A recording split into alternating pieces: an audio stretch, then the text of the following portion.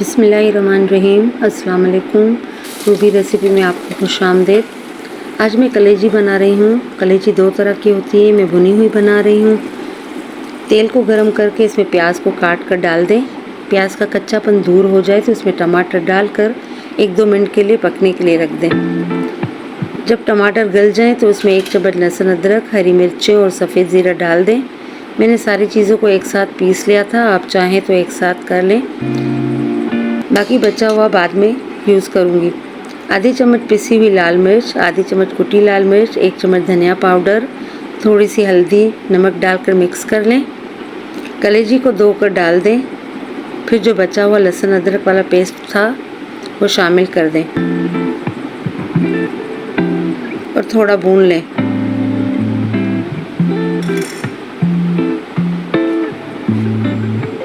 ایک چٹکی اجوائن اور آدھی چمچ گرم مسالہ ڈال کر بھون لیں. پھر تھوڑا سا پانی ڈال کر پکنے کے لیے رکھ دیں. 1-2 منٹ کے بعد 2 چمچ دہی اور تھوڑی سی کسوری میتھی ڈال کر ہلکی آنچ پر رکھ دیں. تیل نکل آئے تو چولہا بند کر دیں. اگر میری ریسیپی آپ کو پسند آتی ہے تو مجھے سپورٹ کریں. دعا میں یاد رکھیے گا. میری بھی آپ لوگوں کے لیے دل سے دعا ہے. اجازت دیں. اللہ حافظ. اللہ نگہبان.